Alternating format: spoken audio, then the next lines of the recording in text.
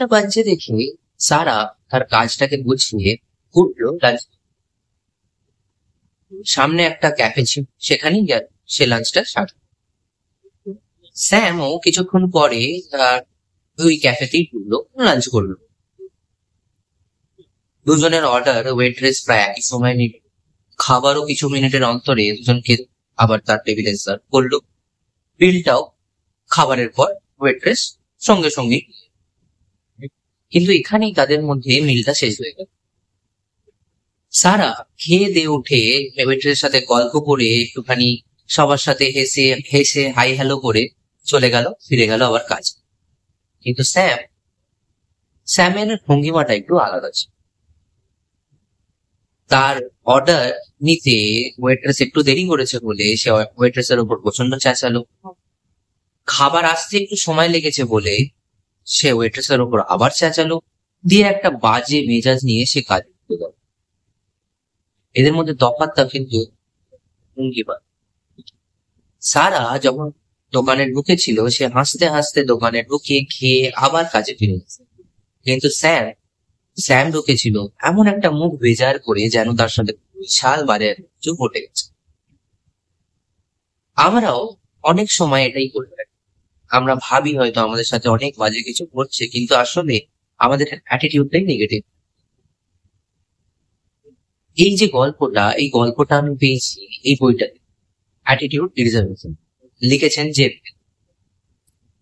এখানে জেফ কেলারের ব্যাপারে একটু বলে রাখি। জেফ কেলার কিন্তু প্রথমে লেখক। তিনি আগে ছিলেন লয়ার। ছোটবেলা থেকেই তার লয়ার হওয়ার একটা স্বপ্ন ছিল। তিনি ল কমপ্লিট করে তিনি নিউ ইয়র্কে নিজে প্র্যাকটিস করেন। কিন্তু কাজ যেতে তার বেজায় খুব একটা ভালো লাগে।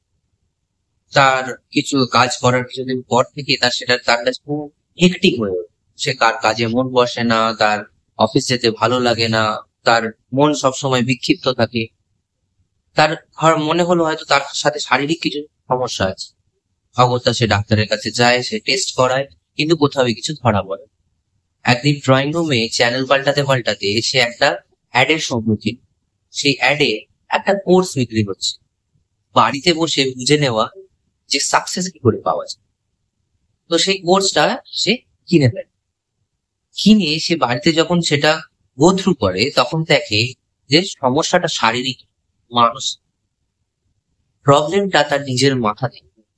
সে অ্যাটিটিউডটা এত নেগেটিভ করে রেখেছিল যে কোনো কিছুই তার জীবনে ভালো লাগছে। যখনই বুঝেছে সে, তারপরে একটা সময়ও ছিল সে সেই পথে হাঁটতে শুরু করে দিয়েছে যেটা তাকে সাকসেসের দিকে এগিয়ে নিয়ে যায়। তাকে তার জীবনটাকে বেটার করতে যে জিনিসগুলো করা উচিত সে সঙ্গে সঙ্গে করেছে। সে মোটিভেশনাল বুক পড়েছে, সে আরো অনেক লোকের সাথে কথা বলেছে যারা সাকসেসটাকে সত্যি করে বেঁচেছে। সেরকম ভাবেই সে আজকে একজন ইন্সপিরেশনাল রাইটার হয়ে উঠেছে, একজন মোটিভেশনাল স্পিকার হয়ে উঠেছে, আর একজন নিজের সাকসেসফুল একজন বিজনেসম্যান। আজকে তিনি এই বইটা আমাদের জন্য নিয়ে এসেছেন যাতে আমরাও সেই পদক্ষেপ ফলো করতে, আমরাও সেই সাকসেসটা নিজের জীবনে আনতে পারি। চ্যাপ্টার 1 লেখক বলছে, your attitude is the window to the world. মানে কি? আচ্ছা, ধরুন একটা বাচ্চা যখন জন্ম নেয় সে নেগেটিভ ভাবে দুনিয়াটাকে দেখে, সে জানেই না কোনটা কি। সে সবকিছুই নিজের চোখ দিয়ে একটা পজিটিভ ভাবে দেখে, একটা শেখার মানবিকতা কি, তাই না? সে ভাবে না এটা বাজে, এটা খারাপ, এটা নয়, সেটা নয়। যার সামনে যেটা কি যাই আসে সে হেসে সেটাকে গ্রহণ করে। পড়ে গেলে হাসতে হাসতেই আবার উঠে যাবে।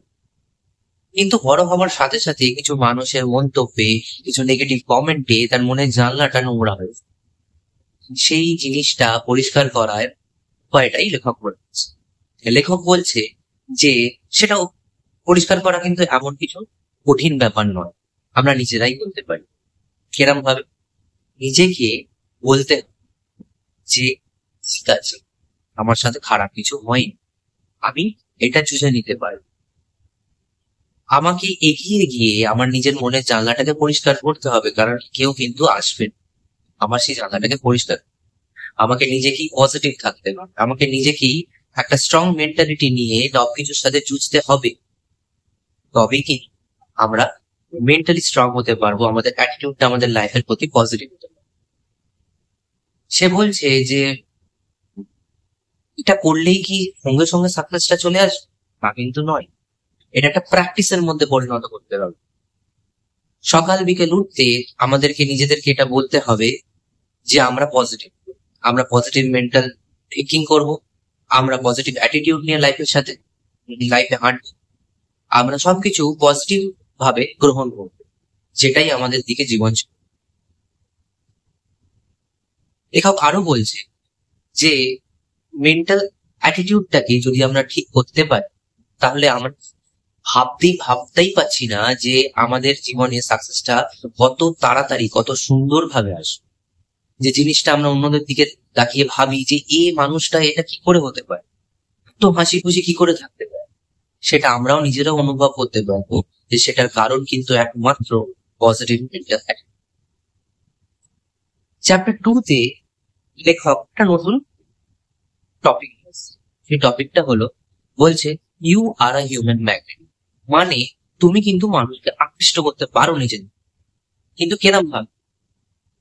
এই যে একটু আগে আমি বললাম, কিছু মানুষকে আমরা দেখি যে সব সময় হাসছে, সব সময় সে সব সময় মানে খুব করুণ একটা মুহূর্ত যাচ্ছে তার জীবন দিয়ে, হয়তো আমরা তাকে পার্সোনালি চিনি, কিন্তু আমরা তাও দেখছি সেই মানুষটা কিন্তু একদম শক্ত একদম হয়ে, একদম হাসি খুশি হয়ে সবার সাথে কথা বলছে, সবার সাথে দেখা করছে, সবার সাথে সবসময় সে একটা মানে তার থেকে পজিটিভ একটা অরা বেরোচ্ছে। কি করে? জিনিসটা কি করা সোজা? সোজা, কিন্তু করা কি যায় না? সবার যায়। কিরম ভাবে করবো? ওই যে